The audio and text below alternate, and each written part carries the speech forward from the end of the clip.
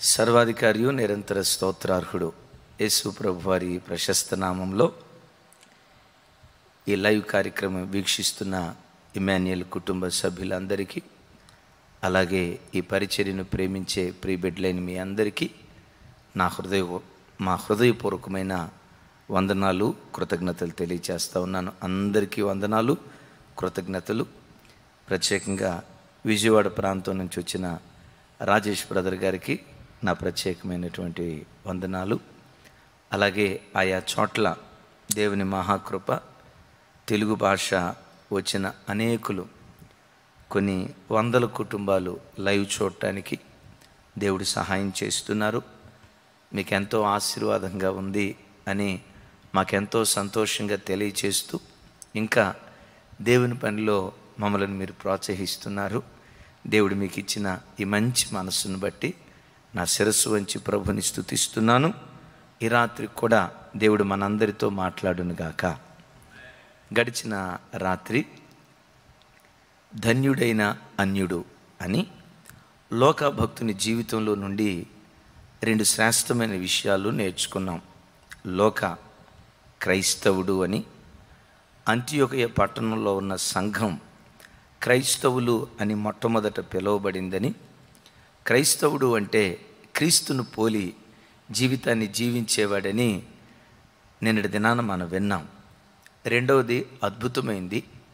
ఈ లోకభక్తుడు ఒకవైపున వైద్యుడు, చిత్రకారుడు, చరిత్రకారుడు, రచయిత, సువార్తి రచయిత, ఈ 4 ఆధిక్యతలు తనకున్న దానికంటే నాకు దేవుని పని శ్రేష్టమైంది. వాటిని నష్టపరుచుకొని పెంటతో సమానంగా ఎంచుకొని ప్రభుని వెంబడించడం ప్రారంభించాడు. వాక్యం వింటున్న దేవుని బిడ్డలారా, ఎవరి కోసమో నువ్వు క్రీస్తును దూరం చేసుకోకు. లోకంలో ఎంతోమంది యేసుక్రీస్తు నిజదేవుడు అని తెలిసినా, ఆయన తప్ప వేరొక దేవుడు లేడు అన్న సంగతి కోట్ల కొలది ప్రజలకు తెలిసినా ధైర్యంగా బయటకు ఎందుకు రాలేకపోతున్నారంటే సమాజానికి భయపడి. సమాజంలో మనకున్న గౌరవం పోతుందేమో, హోదా పోతుందేమో, మన స్థాయి పోతుందేమో అని చెప్పి సమాజానికి భయపడి క్రీస్తుకు దూరం అయిపోతున్నారు. ఈ లోక ఒకవైపున వైద్యుడు, చిత్రకారుడు, చరిత్రకారుడు, రచయిత, ఇన్ని ఆధిక్యతలున్న ఇవేవి నాకొద్దు, నా ప్రభు నేను వెంబడిస్తాను అని చెప్పి వాటిని నష్టపరుచుకొని పెంటతో సమానంగా ఎంచుకొని ప్రభుని వెంబడించడం ప్రారంభించాడు గనక ఆయన సమర్పణ చూసి ఈ అన్యుని బ్రతుకును ఒక ధన్యకరమైన బ్రతుకుగా దేవుడు చేశాడు. దేవునికి మహిమ కలుగును గాక. నీ జీవితంలో దేవుని కొరకు దేన్నైనా నువ్వు పోగొట్టుకోవటానికి దేన్నైనా పోగొట్టుకోవటానికి, క్రీస్తు నిమిత్తం దేన్నైనా నష్టపరుచుకోవటానికి నీవు ఇష్టపడితే, నేను ఇష్టపడితే, అలాంటి త్యాగపూరితమైన వ్యక్తుల బ్రతుకులను దేవుడు ధన్యం చేస్తాడు.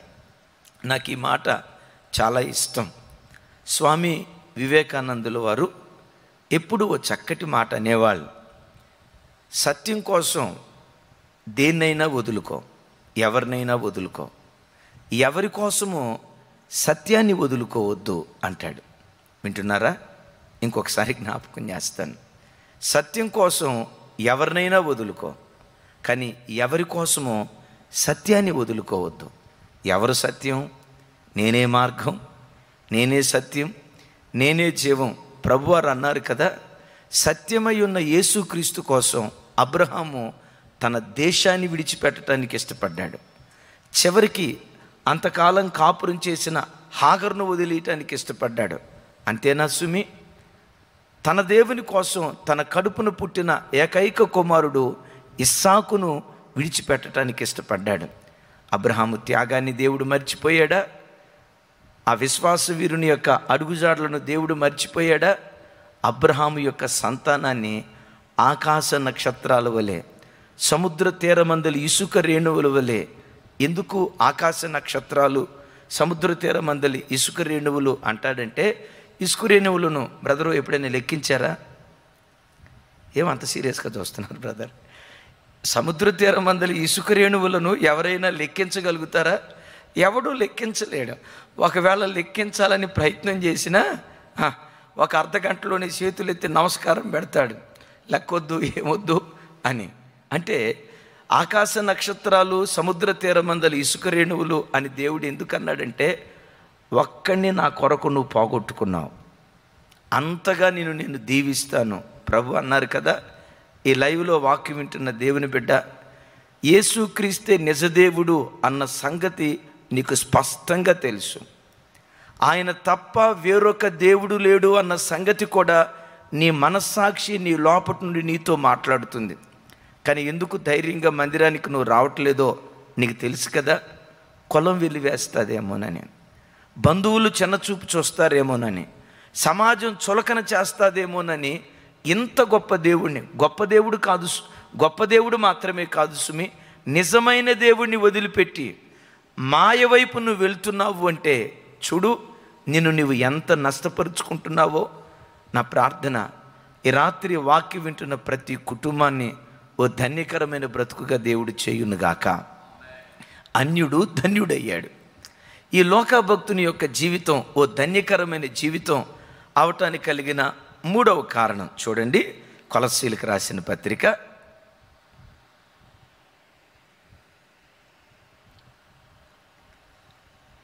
4వ అధ్యాయం 14వ వచనం నేను చదువుతాను. కొలస్సీలకు రాసిన పత్రిక 4వ అధ్యాయం 14వ వచనం నేను చదువుతాను, గమనించండి. అందరూ నాతో కలిసి చెప్పడానికి ప్రయత్నం చేయండి. లోకాను ప్రియుడైన వైద్యుడును తేమాయు మీకు వందనములు చెప్పుచున్నారు. లవదోకియలో ఉన్న సహోదరులకును. రైట్ అందరూ చూడండి. 14వ వచనం అక్కడ మనం గమనిస్తే, అపోస్తులైన పౌలు గారు చెరలో ఉండి ఉత్తరం రాసేటప్పుడు కొలస్సీలకు ఏమని చెప్తున్నాడంటే, లోక అను ప్రియమైన వైద్యుడును తేమాయు మీకు వందనములు చెప్పుచున్నాడు అంటాడు. వింటున్నారా? ఇక్కడ కొంతమంది పేర్లను గూర్చి ప్రస్తావించేటప్పుడు లోకాభక్తుని దగ్గరికి వచ్చేసరికి ప్రియమైన అనే పదాన్ని వాడతాడు. ప్రియమైన అనే పదం తేమాకి వాడలేదు. ఇంకా ఆ స్థలంలో కొంతమంది భక్తులను గూర్చి రాశాడు. వాళ్ళను గూర్చి రాసేటప్పుడు ప్రియమైన అని రాయలేదు. విచిత్రం ఏంటంటే, ఈ లోకభక్తుని గూర్చి రాసేటప్పుడు లోక ప్రియమైన వైద్యుడు అంటాడు. అంటే బిడ్డలారా, అపోస్తులైన పౌలు గారితో చెరసాలలో కొంతమంది ఉన్నా వారందరిలో అపోస్తుడైన పౌలుకు ప్రియమైన వాళ్ళు ఎవరయ్యంటే, అంటే ప్రియమైన వాళ్ళుగా ఎవరు బ్రతికారంటే లోకభక్తుడు బ్రతికాడు. ఈ వాక్యం వింటున్న బిడ్డ, నీవే స్థలంలో బ్రతుకుతున్నా, ఎవరి మధ్యలో బ్రతుకుతున్నా, వాళ్ళందరికీ ఒక ప్రియమైన వాడిగా బ్రతకటం ఒక మనుషుని జీవిత ధన్యత. ఈ వాక్యం వింటున్న తల్లిదండ్రులారా, మీ కడుపున పుట్టిన మీ పిల్లలకు ప్రియమైన తల్లిదండ్రులుగా బ్రతకటం అది ఒక గొప్ప ఆశీర్వాదం. ఒక భర్తగా భార్యకు ప్రియమైన వాడిగా బ్రతకటం అది ఒక ఆశీర్వాదం. ఒక భార్యగా భర్త హృదయంలో నా భార్య నాకు ప్రియమైంది, నాకు ఆప్యాయతను పంచేది, నాకు అనురాగాన్ని పంచేది అని ఒక ప్రియత్వాన్ని భర్త హృదయంలో సంపాదించుకోవటం అది ఒక గొప్ప ఆశీర్వాదం. విశ్వాసులారా, మీరు ఏ మందిరాలకు వెళ్తున్నారో, ఏ దైవ సేవకుల దగ్గర పెరుగుతున్నారో, ఆ దైవ సేవకులు మిమ్మల్ని గూర్చి మాట్లాడేటప్పుడు ఆ కుటుంబం నాకు ప్రియమైంది, ఆ బిడ్డలు నాకు ప్రియమైన వాళ్ళు, మా మందిరానికి ఇన్ని వేల మంది వస్తారు కానీ ఈ వేల మందిలో ఫలానా కుటుంబం నాకు ప్రియమైనది. వాళ్ళ భక్తి, వాళ్ళ మంచితనం, వాళ్ళ విశ్వాసం, వాళ్ళ తగ్గింపు, వాళ్ళ పవిత్రత, వాళ్ళ నమ్రత మా మనసు గెలుచుకునేటట్లుగా ఉంది. 10,000 మందిలో కూడా ఆ కుటుంబం ఒక ప్రత్యేకమైనదని సేవకుల ద్వారా ప్రియత్వాన్ని సంపాదించుకోవటం అది ఒక గొప్ప ఆశీర్వాదం. వింటున్నారా? అపోస్తులైన పౌలు గారి దగ్గర ఎంతోమంది సేవకులు సేవ చేశారు, కానీ తనతో పాటు పరిచర్యలో ఉన్న లోకాన్ని గురించి ఏమంటాడంటే, లోక నాకు ప్రియమైనటువంటి వైద్యుడు. ఈ లైవ్లో వాక్యం వింటున్న నా తోటి దైవ సేవకులారా, మీరు ఏ నాయకుల దగ్గర సేవ చేస్తున్నారో ఒక అన్నగా మీ అందరినీ బ్రతిమలాడుకుంటూ చెప్పే మాట ఏంటో తెలుసా? ఆ నాయకులకు ప్రియమైనటువంటి వారిగా బ్రతకండి. అసలు మీ పేరు గుర్తొస్తే మీకోసం వాళ్ళు ప్రార్థనలో మిమ్మల్ని జ్ఞాపకం చేసుకున్న వెంటనే మీ మంచితనం, మీ నమ్రత, మీ దీనత్వం, మీ పరిశుద్ధత, మీ ప్రార్థనా జీవితం మీ పేరు గుర్తుకు రావటంతో కళ్ళమటి నీళ్లు దారులుగా కార్చే ఆ ప్రియత్వాన్ని దేవుని సన్నిధిలో సంపాదించటం అది ఒక ఆశీర్వాదకరమైనటువంటి అనుభవం. కొంతమంది జీవితాలు చూడండి, వాడు సంతోషంగా బ్రతకలేడు. బాధాకరమైన సంగతి ఏంటో తెలుసా? ఇంటి వాళ్ళందరినీ ఏడ్పించి, కట్టుకున్న భార్యను ఏడ్పిస్తాడు, కడుపున పుట్టిన బిడ్డల్ని ఏడ్పిస్తాడు, కట్టుకున్న భర్తను ఏడ్పిస్తాడు, జన్మనిచ్చిన తల్లిదండ్రులను ఏడ్పిస్తారు. వాళ్ళని ఏడ్పించి ఏడ్పించి ఏడ్పించి ఏడ్పించి ఎవరికి ప్రియత్వం కానీ ఒక దుర్మార్గమైనటువంటి జీవితాన్ని జీవిస్తారు. బైబిల్లో యెహోరాము అనే ఒక వ్యక్తి ఉన్నాడు. ఎంత విచిత్రమైనటువంటి వాడంటే రాజే, కానీ ఆయన గూర్చి బైబిల్లో ఏమని రాసిందో గమనించండి. 2వ దినవృత్తాంతాల గ్రంథం 21వ అధ్యాయం 20వ వచనం. నాతో కలిసి అందరూ ఈ మాట చెప్పడానికి ప్రయత్నం చేయండి. అతడు ఏలన ఆరంభించినప్పుడు 32 ఏండ్ల వాడు, యెరూషలేమును 8 సంవత్సరములు ఏలి ఎవరికిని ఇష్టము లేని వాడై అతడు చనిపోయెను. బా, ఎంత దౌర్భాగ్యపు జీవితమో చూడండి. 40 సంవత్సరాలు బ్రతికాడట, కానీ ఆ బ్రతుకులో ఉన్న శాపం ఏంటంటే ఎవ్వనికి ఇష్టం కలిగేటట్లుగా తాను బ్రతకల. యెహోరాము పేరు చెప్తే కడుపును పుట్టిన కుమారులు అసహించుకున్నారు, కట్టుకున్న భార్య అసహించుకుంది, కనిన తల్లిదండ్రులు అసహించుకున్నారు. ఏ దేశంలో పరిపాలన చేస్తున్నాడో ఆ దేశ ప్రజలంతా వీడు చస్తే బాగుండు, రాజ్యం బాగుపడిపోద్ది, వీడు మరణిస్తే బాగుండు, ఇలాంటి దౌర్భాగ్యుడు ఎందుకు సింహాసనానికి ఎక్కాడని ఆ దేశ ప్రజలందరూ కూడా అసహించుకుంటూ ఉన్నారట. బిడ్లారా, 40 సంవత్సరాలలో ఎవ్వనికి ఇష్టడిగా తాను బ్రతకలేదు. ఈ లైవ్లో వాక్యం వింటున్న దేవుని బిడ్డ, సూటిగా ఓ చిన్న మాట నిన్ను అడగనివ్వండి. నీవంటే నీ పిల్లలకి ఇష్టమేనా? నా తండ్రి ఓ మంచి భక్తి కలిగిన వాడు, ఇలాంటి తండ్రి కడుపున పుట్టడం దేవుడు నాకు ఇచ్చిన భాగ్యం. నీ కడుపున పుట్టిన నీ బిడ్డలు ఆ మాట నిన్ను గూర్చి అనగలుగుతున్నారా? ఓ భార్య, ఓ సహోదరి, నిన్ను కట్టుకున్న నీ భర్త ఉన్నాడే, నీ భర్త నిన్ను చూసిన వెంటనే, ఎంతోమంది స్త్రీలను నేను చూశాను, కానీ నీ వలే పవిత్రత ధర్మాన్ని ఆచరించిన వాళ్ళను నేను ఎక్కడా చూడలేదు. నువ్వు దేవుని యందు భయభక్తులు కలిగిన దానివి. నీలాంటి స్త్రీ నా జీవితంలో భార్యగా దొరకటం దేవుడు నాకు ఇచ్చిన భాగ్యం. నీ భర్త నిన్ను గూర్చి ఆ మాట అనగలుగుతున్నాడా? ఈ లైవ్లో వాక్యం వింటున్న పురుషుడా, ప్రతిరోజు నీ భార్య నిన్ను తలంచుకొని, ఈ తాగుబోతు భర్త నాకు దొరికాడే, ఈ తిరుగుబోతు భర్త నాకు దొరికాడే, మానసికంగా నన్ను హింసిస్తూ, ప్రతి దానికి అనుమానిస్తూ, అవమానపరుస్తూ, ఇలాంటి శాడిటిజంతో కూడుకున్న భర్త నాకు దొరికాడేంటి అని నిన్ను కట్టుకున్న భార్య నిన్ను గూర్చి ఏడుస్తూ ఉందా? బిడ్లరా, ఇంతమందిని ఏడ్పించి నీ జీవితంలో సాధించేదేంటి? ఇంతమందికి కన్నీటిని తెప్పించి నీవు బ్రతుకులో సంపాదించుకునేదేంటి?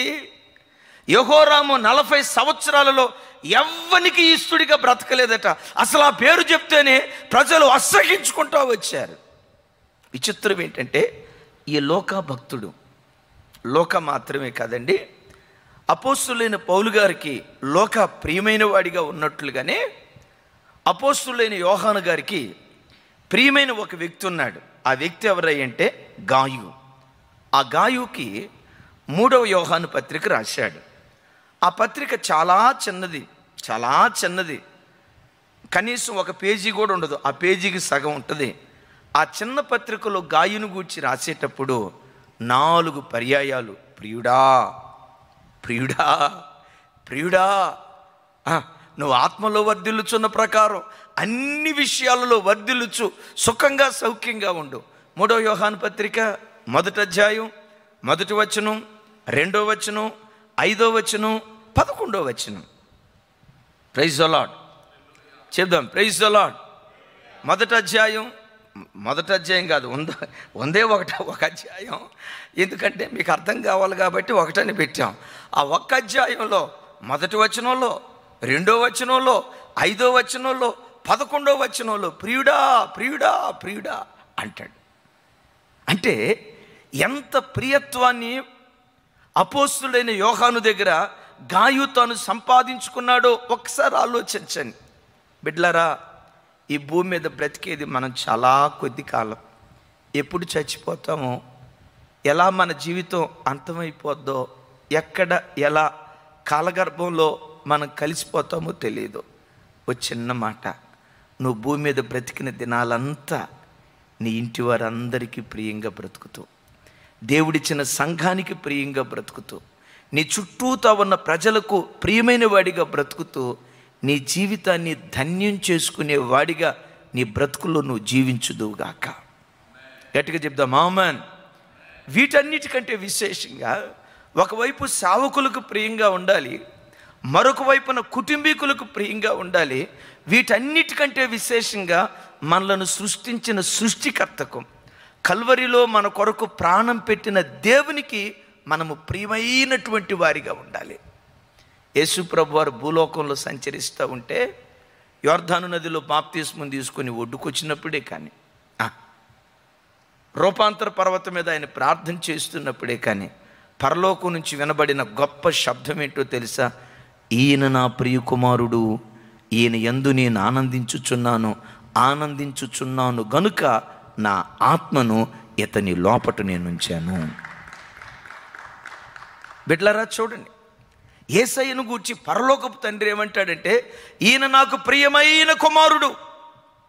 ఈయనకు మునుపు కొంతమంది కుమారులు వచ్చారు, కానీ ఈ యేసు ప్రభు వారు నాకు ఎలాంటి వాడంటే, నాకు ప్రియమైన వాడు, నాకెప్పుడు ఆనందాన్నే కలుగు చేస్తాడు. నా కుమారుని బట్టి నేను ఏ రోజు ఏడవలా. లైవ్లో వాక్యం వింటున్న దేవుని బిడ్డ, యేసయ్యను గూర్చి పరలోకపు తండ్రి మాట్లాడినట్లుగా ఈ రాత్రి నిన్ను గూర్చి దేవుడి మాట అనగలడా? ఇదిగో, ఈ బిడ్డను రక్షించుకున్న నాటి నుండి ఈ బిడ్డ నాకు సంతోషాన్ని కలుగు చేశాడు, కానీ నాకు మరలా గాయాలు రేపలేదు, నన్ను మరలా సిలువకు అప్పగించలేదు, నన్ను మానసికంగా వేదనకు గురి చేసినటువంటి వాడు కాదు. ఈ ప్రపంచంలో ఈ బిడ్డ నా కన్నీళ్లు తుడిచినవాడు. దేవుడు నిన్ను గూర్చి సాక్ష్యం చెప్పగలడా? ప్రపంచంలో ఏ వ్యక్తి అయినా నేను దేవుని నమ్మాను, బాప్తిస్మం తీసుకున్నానని నా రక్తంతో కడగబడిన తర్వాత నన్ను ఏడ్పించిన వారే. కొందరి గర్వాన్ని గూర్చి నేను చాటుని ఏడుస్తున్నాను, కొందరి అపవిత్రమైన జీవితాన్ని గూర్చి నేను ఏడుస్తున్నాను చాటున, కొందరి నమ్మక ద్రోహాన్ని గూర్చి నేను చాటున ఏడుస్తున్నాను. ప్రపంచంలో ప్రతి వ్యక్తి ఆ పరలోకపు తండ్రిని ఏడ్పించిన వాడే, కానీ ఆ పరలోకపు తండ్రి కన్నీరు తుడిచిన ఒకే ఒక్క కుమారుడు నజరేయుడైన యేసుక్రీస్తు వారు. ఓ చిన్న మాట, ఈ రాత్రి వాక్యం వింటున్న మన జీవితంలో యేసయ్యలాగా మనం ఎందుకు బ్రతకూడదు? ఆ పరలోకపు తండ్రి గాయాలు పదే రేపేవాళ్ళగా కాక, తండ్రి నీ దుఃఖం నేను తీరుస్తానయ్యా, నీ బాధ నేను తీరుస్తానయ్యా, నా మాట నీకు ఆయాసాన్ని కలుగు చేసేదిగా ఉండనివ్వను, నా ఆలోచన నీకు ఆయాసం కలుగు చేసేదిగా ఉండనివ్వను, నేను కూర్చున్నా నీకు ఇష్టడిగా బ్రతుకుతానయ్యా, నేను లేచిన నీకు ఇష్టడిగా బ్రతుకుతానయ్యా, నేను ఆలోచించే ప్రతి ఆలోచన నీకు ఇష్టమైనదిగా ఉండేటట్లుగా జీవిస్తానయ్యా అని దేవుని సన్నిధిలో ఆయనకిస్తులుగా మనం బ్రతికితే జరిగేది ఏంటో తెలుసా? ఆయనకిస్తులైన వారి హృదయములో దేవుడు తన ఆత్మనుంచుతాడు. దేవుడు ఆ వ్యక్తిలో తన ఆత్మనుంచిన తర్వాత భూదిగంతముల వరకు వెలుగును పంచే ఒక అద్భుతమైన సువార్థికుడిగా ఆ వ్యక్తిని దేవుడు నిలవబెడతాడు. భూదిగంతాల వరకు సాక్షార్థమైన వ్యక్తిగా దేవుడు ఆ వ్యక్తిని ఆశీర్వదిస్తాడు. ఈ లైవ్లో వాక్యం వింటున్న దేవుని బిడ్డలారా, పరలోకపు తండ్రికి నువ్వు ఇష్టురాలిగా నువ్వు బ్రతికితే దేవుడు తన ఆత్మను నీ లోపటుంచి నేను లోకంలో ఎలా నిలవబెడతాడో తెలుసా? భూదిగంతాల వరకు ఒక సాక్షార్థమైనటువంటి వ్యక్తిగా దేవుడు నిలవబెడతాడు. ఈ లోకా ఎవరు? అన్యుడు. అన్యుడైనటువంటి ఈ లోకాకు దేవుడు ఎంత ధన్యత ఇచ్చాడు. పరిశుద్ధ గ్రంథంలో 66 పుస్తకాల్లో 64 పుస్తకాలు ఇశ్రాయేలీయుల చేత రాయబడ్డాయి. 2 పుస్తకాలు అన్యుల చేత రాయబడ్డాయి. ఈ 2 పుస్తకాలు రాసిన భక్తుడు ఎవరు? ఏమండి, అసలు ఈ పరిశుద్ధ గ్రంథంలో 2 పుస్తకాలు రాసే ధన్యత దొరికిందంటే అబ్బా ఎంత గొప్ప ధన్యత ఆయనకి. విచిత్రం, రాత్రి విన్నాం కదా, క్రొత్త నిబంధనలో 28%, ఆల్మోస్ట్ 1/3 పుస్తకాన్ని లోకాభక్తుడే రాశాడు. బిడ్డలారా, పరిశుద్ధ గ్రంథంలో ఒక అన్యజనుడు రాసినటువంటి పుస్తకాలు చేర్చటం ఎంత ధన్యకరమైనదిగా చేశాడు. మనం ప్రభువుని అడుగుదాం, దేవా లోకాకి ఎందుకు ఆధిక్యత ఇచ్చావు? తమ్ముడు అడుగుదాం, మరి మాకెందుకు లేదయ్యా అంటే అంటాడు, లోక ఎవరో తెలుసా? ప్రియమైన వాడు. హీజ్ మై బిలవ్డ్, ప్రియమైన వాడు.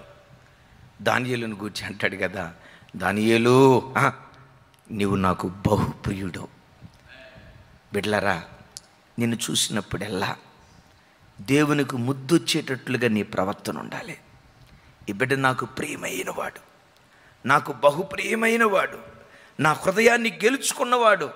ఆ పరలోకపు తండ్రి హృదయానికి సంతోషాన్ని కలుగు చేసే ఆ ప్రియత్వం మనలో ఉంటే దేవుడు తన ఆత్మను మనలో ఉంచి గుడ్డివారు చూపు పొందినట్లుగా, చెవిటివారు వినున్నట్లుగా, మోగవారు మాట్లాడినట్లుగా, కుంటివారు నడుచున్నట్లుగా ఒక వేడుకగా దేవుడు ఊరేగించడం ప్రారంభిస్తాడు. చెప్దాం ఆమేన్.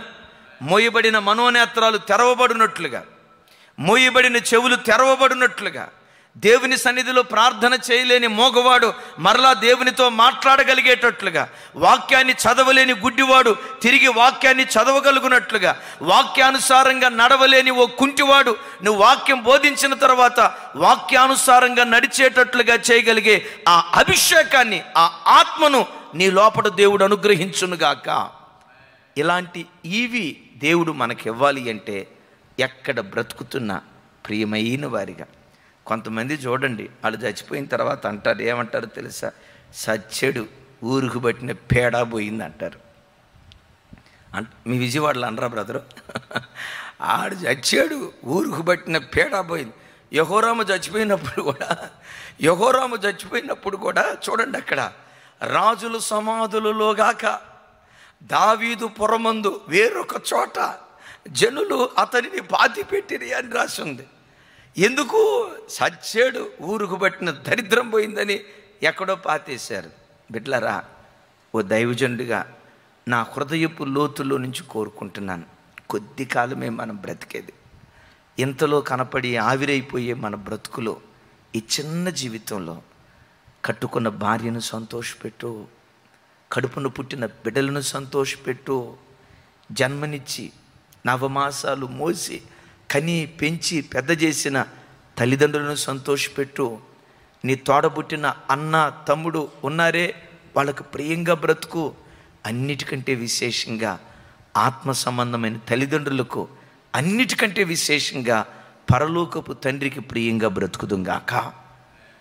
ప్రియంగా బ్రతికేడు కాబట్టే అన్యుడు ధన్యుడయ్యాడు. చెప్పండి, అన్యుడు ధన్యుడయ్యాడు. 4వది అద్భుతమైనటువంటి మాట, ఈ లోక భక్తుడు బహుదీనుడు. వీరుడు కాదు, దీనుడు.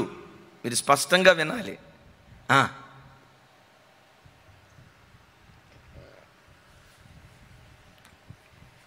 వింటున్నారు కదా? ఇక అందరూ చూడండి.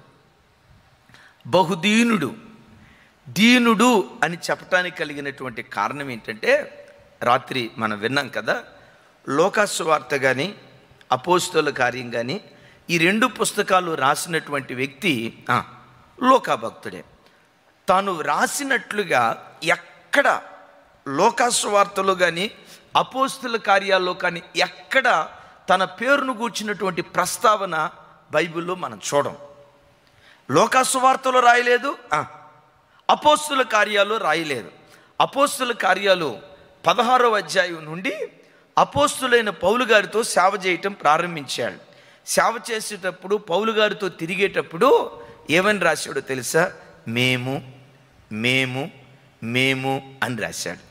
ఆల్మోస్ట్ నేను ఈ ప్రార్థనకు వచ్చే ముందు కూర్చొని ప్రార్థన చేసి అసలు మేము అనే మాట ఎన్నిసార్లు రాశాడో లెక్కేస్తేనండి 24 సార్లు రాశాడు. నేను నాతో పాటు పౌలు అనలా, నేను నాతో పాటు పౌలు శీల అని అనలా. ప్రతి చోట ఏమంటాడంటే మేము అంటాడు. ఓ క్రైస్తవుడిగా మనందరి జీవితంలో మనం ఏది చేసినా నేను చేశాను అనకూడదు, అనకూడదు, ఉయ్ అనాలి. ఏమనాలి? చెప్పాలి. తమ్ముడా నువ్వు కరెక్ట్గా చెప్పావు. అది ఉయ్ కాదు, రైట్. వింటున్నారా? అనకూడదు. అనే పదం చాలా డేంజర్. SIN సిన్ మధ్యలో ఉందేంటి? ప్రైడ్. PRIDE మధ్యలో ఉందేంటి? ఐ ఉందా నువ్వు పాపాత్ముడు అయిపోతావు. అనే మాట నీ నోట ఉందా నువ్వు గర్విష్ఠుడు అయిపోతావు. ఓ క్రైస్తవుడిగా మన నోట ఎప్పుడు నేను కాబట్టి నా కుటుంబాన్ని, పురుషుడా నేను కాబట్టి నా సంసారాన్ని ఇట్లా నడిపిస్తున్నాను నేను అని అనొద్దు. ఈరోజు నీ సంసారం చక్కదిద్దబడి నిలవబడిందంటే నీ భార్య ప్రార్థన ఎంత సహకరించిందో కదా. ఎంతోమంది నీకు చేయూతనిచ్చి ఉంటారు కదా. ఎప్పుడు జీవితంలో నేను ఆ అహంభావంతో కూడుకున్న మాట ఎప్పుడూ నీ నోట రానివ్వద్దు. దేవుని మహాకృప. అతిశయానికి నేను చెప్పట్లేదు. నేను ఏ ప్రాంతానికి వెళ్ళినా సేవకులు మమ్మల్ని అడుగుతూ ఉంటారు, ఆయా చోట్ల సువార్త కూడికలు జరిగేటప్పుడు, అయ్యా దేవుడు తన కృపను బట్టి ఇంత అద్భుతంగా మిమ్మల్ని వాడుకోవటానికి కారణం ఏంటి? మీ ప్రతిష్ఠ గొప్పదా? మీ తీర్మానం గొప్పదా? ఏదో మంచి ఉద్యోగం చేసేవాళ్ళట ఉద్యోగం వదిలిపెట్టి సేవకు వచ్చారట, ఈ తీర్మానాన్ని లేకపోతే ప్రతిష్టను బట్టి దేవుడు ఇట్లా రకరకాలుగా అడుగుతారు.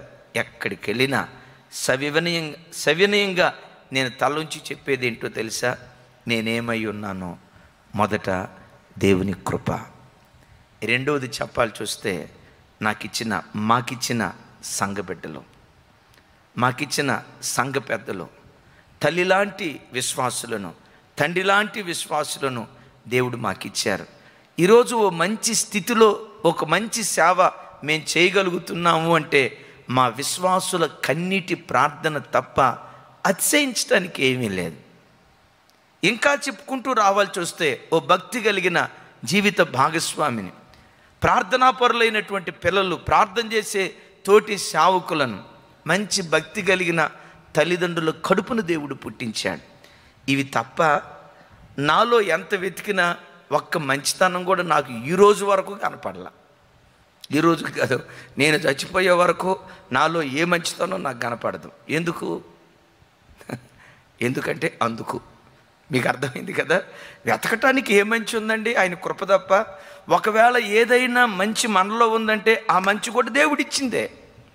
అందుకని సమస్త ఘనత మహిమ ప్రభావాలు యేసు స్వామికే కలుగునుగాక. చెప్దాం ఆమేన్. నాకు అసలు వీటన్నిటికంటే ఒక మాట, ఎంత దీనుడురా బాబు, ఆ మైండ్ బ్లోయింగ్ ఇష్యూ. ఒక మాట చదివితేనండి ఎంత దీనుడురా ఈ డాక్టర్ గారు. వింటున్నారా? ఏమండి, మళ్ళీ ఈయన RMP డాక్టర్ కాదు, LMP కాదు. తార్సు పట్టణంలో వైద్య విశ్వవిద్యాలయంలో డాక్టర్గా చదివిన ఆయన. ఎక్కడ చదివాడండి? తార్సు యూనివర్సిటీలో వైద్య విద్యను అభ్యసించినటువంటి వాడు డాక్టర్. అంత గొప్ప ఆ యూనివర్సిటీలో చదివిన ఆయనండి డౌన్ టు ఎర్త్ నేల మట్టుకు తగ్గించుకునేటువంటి వాడు. ఇప్పుడు మనం ఉన్నాం, నాతో సహానండి. చూడండి, మనిషికి ఉండే గుణం ఏంటంటే, కాస్త ఇంత అందం ఉందంటే, ఇంత ఎక్కువేం కాదులే బ్రదరు, కొంచెం ఇంత అందం ఉంటే నా అంత అందగాడు ఎవడూ లేడు అన్నట్లుగా ఆ నడిచే నడక, మాట్లాడే తీరు, వాడు పొరపాటున 10వ తరగతి దాటి ఇంటర్మీడియట్కి వెళ్ళాడా, వాడు వాతావరణం అంతా మారిపోద్ది.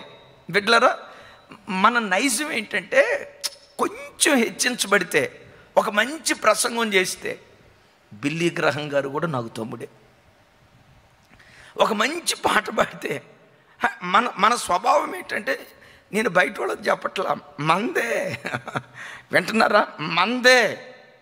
ఒక మంచి పాట ఆ రోజు చక్కగా శృతి గురిగి, తాళం కుదిరి, తబలా ఆయన బాగా కొట్టి, ఎదురు కొట్టకుండా కీబోర్డ్ ఆయన బాగా కొట్టి ఒక మంచి పాట వెళ్ళింది అనుకోండి, ఏసన్న గారు కూడా ఏం జరిగిపోతాడు నా ముందు. ఏమండే, యజ్రా శాస్త్రి కూడా నాకు తమ్ముడే. ఏమండే బిడ్డలరా, ఎప్పుడు మన జీవితంలో మన ద్వారా ఏదైనా ఒక మేలైన కార్యం జరిగితే ఆ ఘనత దేవునికి మాత్రమే చెందునుగాక. నేను కనపడకూడదు. మేము ఎప్పుడు విశ్వాసులరా మీ ఆశీర్వాదాన్ని గురించి చెప్పేటప్పుడు మా సంఘం చేసిన ప్రార్థన, మా విశ్వాసులు చేసిన ప్రార్థన. మన మధ్య ఒక అన్న గృహప్రవేశానికి పిలిచాడు, సాక్ష్యం చెప్తున్నాడు. ఏమన్నాడో తెలుసా? ఈ హైదరాబాద్ పట్టణానికి అనామకపు స్థితిలో వచ్చాను, ఈరోజు ఈ స్థితిలో ఓ 40 లక్షల రూపాయలు పెట్టి అపార్ట్మెంట్లో ఫ్లాట్ కొనుక్కునే ఒక స్థితిలోకి నేను రాగలిగానంటే కారణం మా సంఘ బిడ్డలు చేసిన ప్రార్థన, మా సంఘ విశ్వాసం. నిజమే బిడ్డలారా, రోజు ఇక్కడ గొలుసు ప్రార్థనలో ఎవరి కోసం ప్రార్థన చేసేవాళ్ళు? సావుకులుగా ఉదయం 4 గంటల నుంచి 6 గంటల వరకు. మా బెదర్స్ అంతా 4 గంటలకు లెగుస్తారు, మా బెదర్స్ అంతా 4 గంటలకు లేస్తారు. పాస్టర్ అక్క 3ంటికే లెగుస్తుంది. ఆమె నిద్రపోదు, ఇంటోళ్ళని నిద్రపోనీదు, 3ంటికి లెగుస్తుంది. దేవుని మహాకృప. ఆడబిడ్డలు 4ంటికి రోజు ఉదయం, సాయంత్రం, మధ్యాహ్నం. ఎవరి కోసం? మా సంఘ బిడ్డలయ్యా, మా సంఘ బిడ్డలయ్యా. నీ జీవితంలో ఏది పొందుకున్నా నేను అన్న మాట రావద్దు. మేము, మా సంఘ ప్రార్థన, మా బిడ్డలు చేసిన ప్రార్థన, నా భార్య, మేము అయి అనే శబ్దం మన జీవితాల్లో వినబడకూడదు. ఈ వైద్యుడు ఎంత దీనుడో మనసును దోచే ఒక మాట చదువుతాను చూడండి. 20వ అధ్యాయం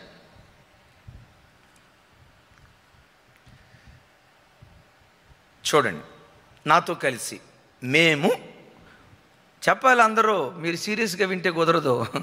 మేము ముందుగా ఓడ ఎక్కి అస్సులో పౌలును ఎక్కించుకొనవలెనని అక్కడికి వెళ్ళితిమి. తాను కాలినడకను వెళ్ళవలెనని అతడు ఆ ప్రకారము మాకు నియమించి ఉండెను. ఎట్లా అంట? వీళ్ళేమన్నారంటే బుల్లెట్ వేసుకుని వెళ్దాం, వీళ్ళేమన్నారంటే మారుతి వ్యాన్ వేసుకొని వెళ్దాం, తమ్ముడా మారుతి వ్యాన్ వేసుకొని వెళ్దాం. వీళ్ళేమన్నారంటే టవేరా వ్యాన్ ఉందిగా, టవేరా వ్యాన్ మీద వెళ్దాం అని అంటే, గమనించండి, వెళ్ళటానికి అక్కడ అన్ని రకాల వాహనాలు ఉంటే ఈయన అన్నాడట, లేదు కాలినడకన వెళ్ళవలెను అని సూచిస్తే ఈ డాక్టర్ గారు, ఏం పౌలా లోక అంటే ఏమనుకుంటున్నావు? హీజ్ ఫిజిషియన్, ఆక్స్ఫోర్డ్ యూనివర్సిటీలో చదివినోడు, థార్స్ యూనివర్సిటీలో చదివినోడు. నేను ఎట్లా కనపడుతున్నాను? మీ దృష్టికి ఎట్లా కనపడుతున్నాను? అలాంటిది నన్ను పట్టుకొని సేవ చేద్దామని, ఏదో నీకు పరిచర్య చేద్దామని వస్తే నువ్వేమో బండి మీద వెళ్తావంట, మాకేమో కాలినడక మీద రమ్మని చెప్తావంట. ఏమి న్యాయమైనా ఇది? అయినా ఏం పాస్టర్ అయ్యా నువ్వు? ఇన్ని వాహనాలుంటే కాలినడక మీద రమ్మంటావేంటి? ఈ డర్టీ డైలాగ్స్ అనలా. ఏం చేశాడో తెలుసా? అయ్యా కాలినడక మీద రమ్మంటారా? ఎస్ బాస్ కాలినడక మీద రమ్మన్నారా? మీరు నియమించిన ప్రకారం మేము కాలినడక మీదే వస్తామన్నారు. ఒక గొప్ప హోదాలో ఉండి సేవకు వచ్చిన ఈ సేవకుడు, ఇదిగో లోక నీవును నీతో పాటు నా అనుచరగాను ఇక్కడి నుండి కాలినడక మీద మీరు ప్రయాణమై వెళ్ళండి. వాహనాలు ఉన్నాయి, నేను ఎరుగుదును. చక్కటి అనుకూలతలు, రవాణా సదుపాయాలు కలిగిన వస్తువులు ఉన్నాయి, నేను ఎరుగుదును. అయితే మీరు కాలినడక మీద వెళ్ళాలి. ఏం పౌలన్నా నువ్వు చెప్పే మాట ఇన్నుంటే ఇవన్నీ దేవుడిచ్చిన తర్వాత కాలినడక మీద ఎందుకు వెళ్ళమంటారు అని అనలా. బిడ్డలారా, నేను అప్పుడప్పుడు చెప్తా కదా, విధేయత ప్రశ్నించదు. విధేయత ఎప్పుడు క్వశ్చన్ చేయదు. కాలినడక మీద వెళ్ళమంటే ఆ సేవకుడు చెప్పినట్లుగానే దేనత్వాన్ని చూపి వెళ్ళటం ప్రారంభించాడు. ఆకాశమందలి దేవుడు ఆ దేనత్వాన్ని, లోబడే తత్వాన్ని చూసి ఈ అన్యుడి బ్రతుకును ధన్యమైన బ్రతుకుగా మార్చాడు. ఓ చక్కటి సన్నివేశం చెప్తాను బిడ్డలారా. నాయకుడు ఏది చెప్పాడో ఇక దట్స్ ఫైనల్. అలాగని మూర్ఖంగా బాస్ ఈజ్ ఆల్వేస్ రైట్ అని అంటారు కదా. ఎస్, ఆ నాయకుడు చెప్పేసరికి ఇక కాదనకుండా కాలినడక మీద ప్రయాణమై వెళ్ళటం ప్రారంభించారు. ఒక గొప్ప సేవకుడు అవసాన కాలానికి వచ్చాడు. తన తర్వాత ఆ స్థలములో ఎవరిని నాయకులుగా పెట్టాలని చెప్పి ఆలోచిస్తూ ప్రార్థన చేస్తూ ఉన్నాడు. నమ్మకమైన వాళ్ళు కొంతమంది ఉన్నారు, ప్రియమైన వాళ్ళు కొంతమంది ఉన్నారు. వాళ్ళందరిలో ఒక ఇద్దరు వ్యక్తులను ప్రార్థనా పూర్వకంగా ఎన్నుకున్నాడు. పరిశుద్ధాత్మ ప్రేరేపణను బట్టి వీళ్ళిద్దరూ తగిన వాళ్ళు, యోగ్యులు అని అనుకొని వీళ్ళిద్దరిలో ఒకరిని నియమించాలి. ఎందుకంటే ఒక కుర్చీలో ఇద్దరిని కూర్చోబెట్టలేంగా. వీళ్ళిద్దరిలో ఎవరు తగిన వాళ్ళ, వీళ్ళ నమ్మకత్వం తెలుసుకుందామని చెప్పి ఇద్దరికి ఒక్కొక్క ఉత్తరం ఇచ్చి, నాయనా ఈ ఉత్తరం ముంబై వెళ్ళాలి. ఇంకొక ఆయనకి, బాబు ఈ ఉత్తరం కలకత్తా వెళ్ళాలి. నీ వెళ్ళి హైదరాబాదులో ఉన్నారు వాళ్ళు, ఎక్కడ జీడిమెట్ల ఏరియాలో ఉన్నారు. ఒక ఆయన్ని పిలిచి, నాయనా ఈ ఉత్తరం తీసుకొని ఎల్బీ నగర్ పోస్ట్ ఆఫీస్లో పోస్ట్ డబ్బాలో వేయి, ఇది బొంబాయి వెళ్ళాలి. ఇంకొక ఆయనకి ఇచ్చి, నాయనా ఈ ఉత్తరం కలకత్తా వెళ్ళాలి, జీడిమెట్ల ఏరియాలో ఉన్నాడు. ఈ ఉత్తరం నువ్వు తీసుకుని వెళ్ళి మెహదీపట్నం వెళ్ళి మెహదీపట్నంలో పోస్ట్ ఆఫీస్లో పోస్ట్ డబ్బాలో వేయి, వెళ్తుంది అని చెప్పాడు. ఒకడేంటంటే నాయకుడు ఏం చెప్పాడో దట్స్ ఫైనల్. ఏం చెప్పాడు? ఎల్బీ నగర్ వెళ్ళి ఎల్బీ నగర్ పోస్ట్ డబ్బాలో ఉత్తరం వేయమన్నాడు. మారు మాట మాట్లాడకుండా, ఏమండి జీడిమెట్ల పోస్ట్ డబ్బాలో ఉత్తరం వేస్తే బొంబాయి పోదా? ఏమండి పోతుంది కదా, ఏమి మన పెద్ద ఆయన ఎట్లా అన్నాడు అని అనుకోకుండా ఎల్బీ నగర్ వెళ్ళి వేయమన్నాడు, ఆయన చెప్పిందే చెయ్యాలి అని చెప్పి ఎక్కడి నుంచి బస్సు ఎక్కి కోటి వెళ్ళి, కోటిలో దిగి దిల్సుఖ్ నగర్ వెళ్ళి, దిల్సుఖ్ నగర్లో దిగి ఎల్బీ నగర్ వెళ్ళి, ఎల్బీ నగర్ పోస్ట్ డబ్బా మళ్ళా చూశాడు, ఇది ఎల్బీ నగర్ పోస్ట్ ఆఫీసా కాదా, ఎందుకంటే పెద్ద ఆయన చెప్పాడు కదా. ఇక అదే చూశాడు. ఎల్బీ నగర్లో ఉన్న తపాలా సంచి కాదు, తపాలా కార్యాలయం చూశాడు. అమ్మయ్యా ఎల్బీ నగర్ వచ్చానని చెప్పి అక్కడ ఉత్తరం వేసి వచ్చాడు. రెండో వాడు ఉన్నాడు చూసారా, వాడికి కాస్త తెలివి ఎక్కువ. తమ్ముడా, వాడికి కాస్త తెలివి ఎక్కువ. ఉత్తరం వెళ్ళాల్సింది కలకత్తాకి, జీడిమెట్ల పోస్ట్ ఆఫీస్ డబ్బాలో వేసినా కలకత్తా వెళ్తుంది. చెప్పాలి. మెహదీపట్నం పోస్ట్ ఆఫీస్ డబ్బాకి వెళ్ళి ఉత్తరం వేసిన ఉత్తరం కలకత్తా వెళ్తుంది. ఈ పిచ్చి ఆయన మెహదీపట్నం దాకా వెళ్ళమంటున్నాడు. మా అయ్యగారు పెద్ద ఆయన అయిపోయేసరికి కాస్త దిమాకులో తేడా ఉన్నట్లుంది. ఇంత ఏమంటారు, మినిమం కామన్ సెన్స్ అంతే కదా. ఉత్తరం ఏ పోస్ట్ ఆఫీసులో వేసినా వెళ్తుంది కదండి, ఇక్కడ నుంచి మెహదీపట్నం వెళ్ళాల్సిన అవసరం ఏముంది అని చెప్పి మా నోడు అడావుడిగా షాపూర్ వెళ్ళాడు. జీడిమెట్ల తపాలా కార్యాలయం అని రాశాను. ఆ తపా సంచిలో వేసాడు. వెళ్ళిపోయినాయి 2 ఉత్తరాలు. బిడ్డలరా, వీళ్ళిద్దరూ నమ్మకమైన వాళ్ళే. కొన్ని రోజుల తర్వాత ఈ నాయకుడు కలకత్తాకు ఉత్తరం ముంబైకి ఉత్తరం పంపించిన వాడు ఉన్నాడు కదా, వాడిని పిలిచి తల మీద చేతులుంచి, నా తర్వాత నాయకుడిగా దేవుడు నేను కోరుకుంటూ ఉన్నాడు, నేను చేసిన దానికంటే ఓ బలమైన సేవ చేయి. ఆ ప్రక్కమటి వాడు అంటాడు, అయ్యా నేను నమ్మకంగా చేయలేదా? ఒక తండ్రికి కొడుకు ఎట్లా సేవ చేశాడో నేను నీకు అట్లా సేవ చేయలేదా? ఎందుకయ్యా నన్ను చిన్న చూపు చూసావు? తను యోగ్యుడే, నేను కాదన్ను. కానీ నన్ను చిన్న చూపు చూసినట్లుగా నాకు అనిపిస్తుంది. సేవకుడు కన్నీళ్ళు విడుస్తూ, రై నీవు యోగ్యుడివేరా, కానీ కొన్నిసార్లు సొంత తెలివిని వాడతావు. నేను ఎక్కడ వాడేనయ్యా? మీకు మన ఉత్తరాలు ఇచ్చే కదా, ఇచ్చాను అయ్యా. డెఫినెట్గా అది కలకత్తా పోయి ఉంటుంది. కలకత్తా పోయింది, కానీ నేను వేయమన్న చోట నువ్వు వేసావా? అయ్యగారు కలకత్తా కదా పోవాల్సింది. షాపూర్ పోలీస్ స్టేషన్ కాదు, షాపూర్ పోస్ట్ ఆఫీస్లో వేసిన పోద్ది, మెహదీపట్నం వేసిన పోద్ది. ఇదేరా నిన్ను కాదని నీ పొరుగువాడి మీదకి ఆ కృప వెళ్ళటానికి అప్పగించుకుని ఆ దీనత్వాన్ని దేవుడు చూశాడు. బిడ్లారా, వస్తువులు ఉన్నాయి, కాలి నడక మీద వెళ్ళాలని నియమించాడు. డాక్టర్ అండి, డాక్టర్ సేవకుడు చెప్తే, అన్నయ్య పౌలు అన్నయ్య మీరు చెప్పినట్లుగా నేను నడుచుకుంటా వెళ్తామన్నయ్య. ఆ దీనత్వాన్ని చూసి అన్యుణ్ణి ధన్యుడు చేశాడు. బిడ్లారా, ఈ లైవ్లో ఎన్ని కుటుంబాలైతే వాక్యం వింటున్నాయో నా ప్రార్థన మీ కుటుంబాలన్నిటినీ ధన్యమైన కుటుంబాలుగా చేయును కాక. ఎప్పుడు దీనత్వం, డౌన్ టు ఎర్త్, నేల మట్టుకు తగ్గించుకోండి. ఆ దీనత్వమే ఆకాశమంత ఎత్తుకు హెచ్చించబడటానికి కారణమగును గాక. లాస్ట్ వన్, ఆఖరి మాట చెప్తాను. ఈ లోకభక్తునిలో నుండి మనం నేర్చుకునే ఆఖరి అద్భుతమైనటువంటి పాఠం ఏమిటంటే, కడవరకు పౌలుతో నడిచినవాడు. తమిళరా వింటున్నారా? కడవరకు పౌలుతో నడిచినవాడు. చూడండి, 2 తిమోతి 4:11. తమ్ముడు 10వ వచనం కూడా చూపించి తమ్ముడు, అప్పుడు బాగుంటుంది.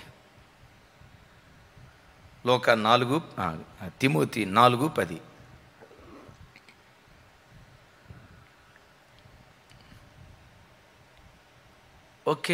Okay right, no problem. నేను చదువుతాను, చూడండి.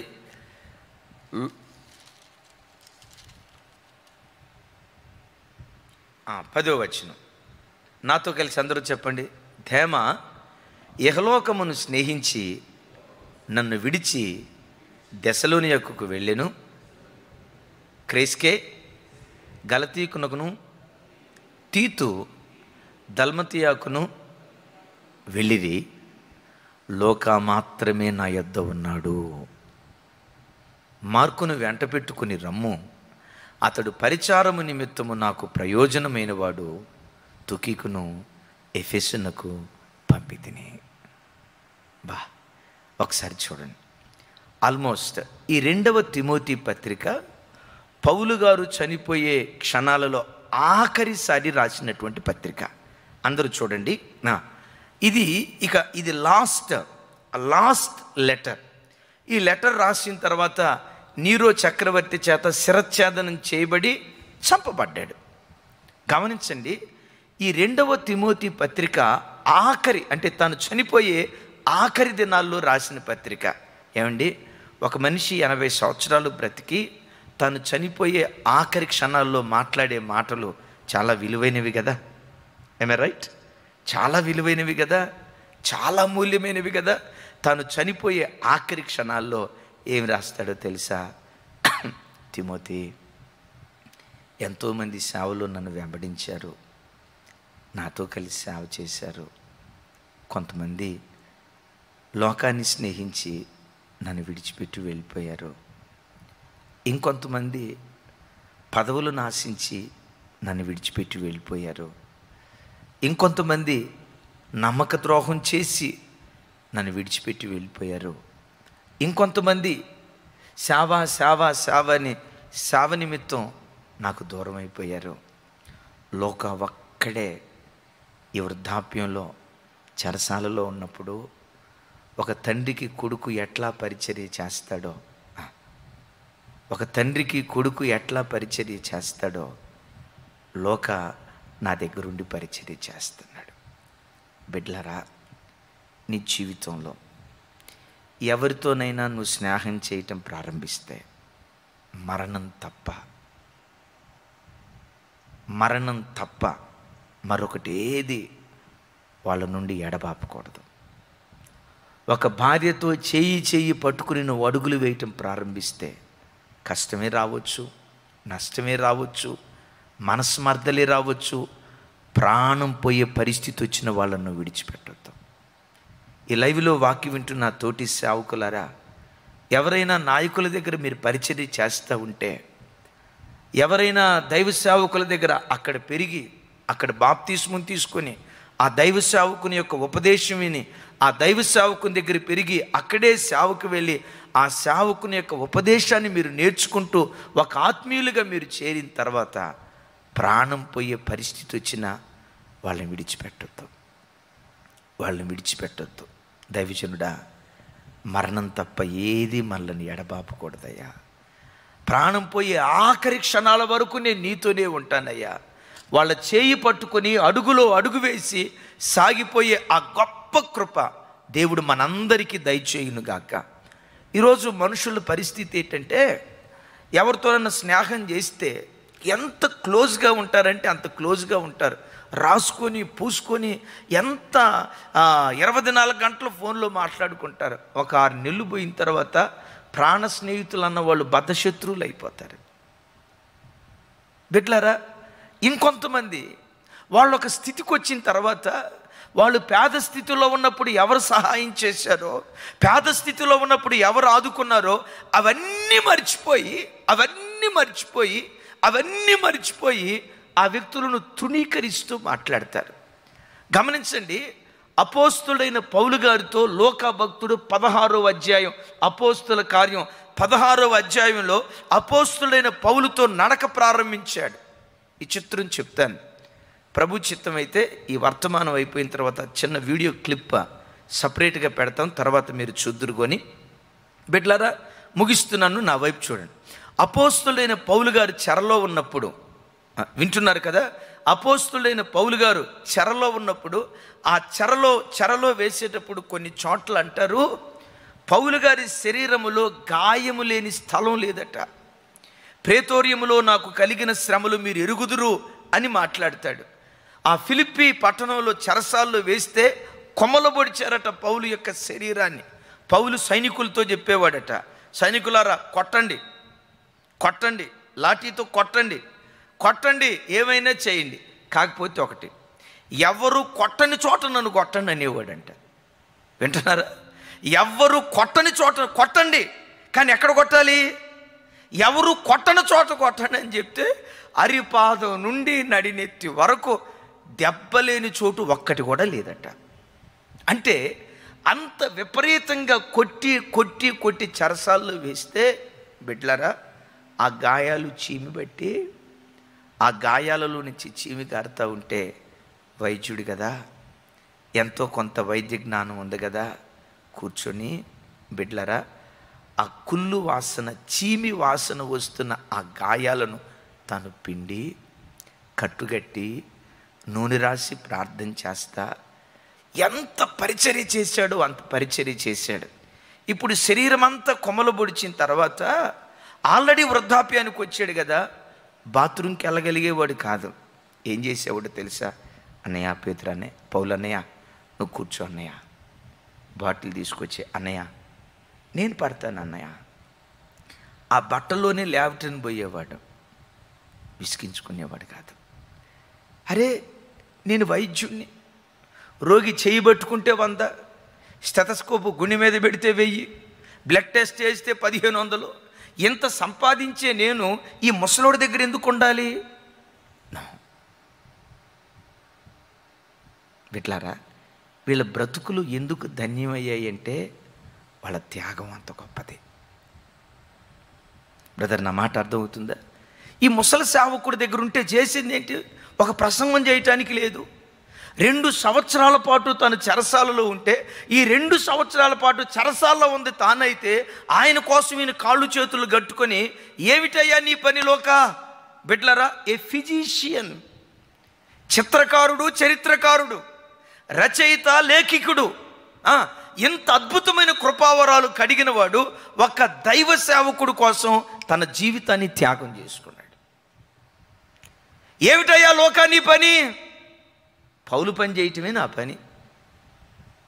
లోకాన్ని పని ఏంటి? నువ్వు వైద్యుడివయ్యా, టార్సు యూనివర్సిటీలో నువ్వు డాక్టరేట్ సంపాదించిన వాడివి, చిత్రకారుడివి, చరిత్రకారుడివి, చరిత్ర పుస్తకాలు రాసుకుంటూ ఉండు, ఓ హాస్పిటల్ పెట్టుకో, క్లినిక్ పెట్టుకో, లక్షల రూపాయలు నువ్వు సంపాదిస్తావు. ఇది అసలే కరోనా కాలం. ఈ కాలంలో కనుక నువ్వు హాస్పిటల్ పెడితే కుప్పలు తెప్పలుగా డబ్బులు వచ్చి కూర్చుంటాయి. ఆ ముసలాయన కోసం ఎందుకయ్యా?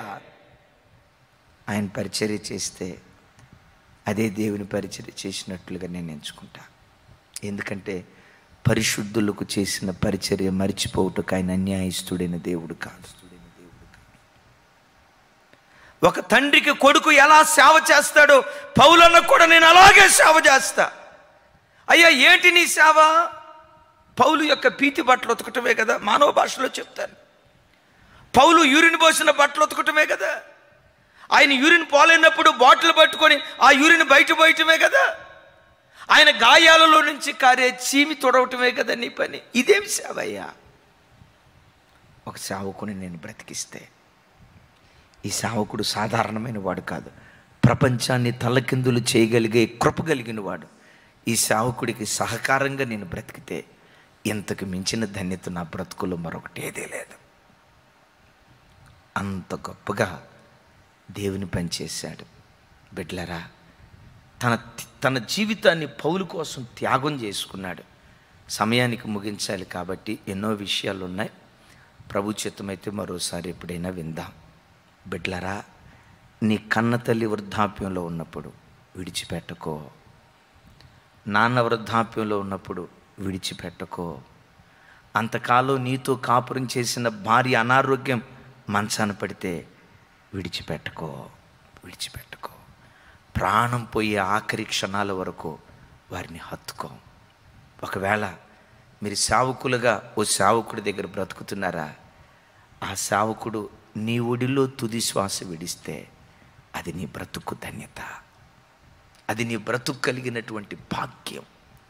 అలా సేవ చేసి పౌలయ్య చనిపోయిన తర్వాత సువార్త ప్రకటన చేస్తూ, రచయిత కదా లోకా సువార్త రాశాడు, రచయిత కదా అపోస్తల కార్యం రాశాడు.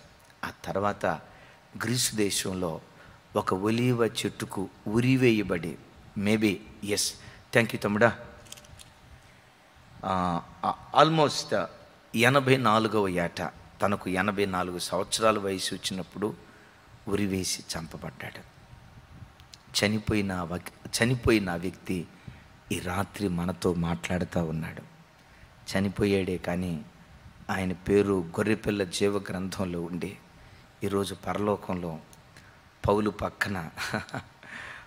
పక్కన యేసు ప్రభువారి పక్కన పౌలు గారి పక్కన లోకం అంటే పౌలు అన్నాడు, అయ్యా యేసు ప్రభువా, నేను కదా నీ పక్కన ఉండాల్సిందే, లోక ఉండాలి. పౌలు అనేవాడు ఉన్నాడంటే ఈ లోక త్యాగం. అలాంటి శ్రేష్టమైన జీవితం మనందరికీ దేవుడు అనుగ్రహించునుగాక. రేపు మోషే జీవితాన్ని గురించి విందాం. ఈ రోజుతో లోక భక్తుని జీవితం ముగించాం. ప్రభు చిత్తమైతే రేపు మోషే భక్తుని జీవితంలో ఓ శ్రేష్టమైన విషయాలు మనం వినబోతా ఉన్నాం. మెట్టుకి రాత్రి ఈ తరానికి మిమ్మల్ని, నన్ను, మనందరినీ ఈ తరపు లోకాలుగా దేవుడు మనలను ప్రతిష్ఠించునుగాక.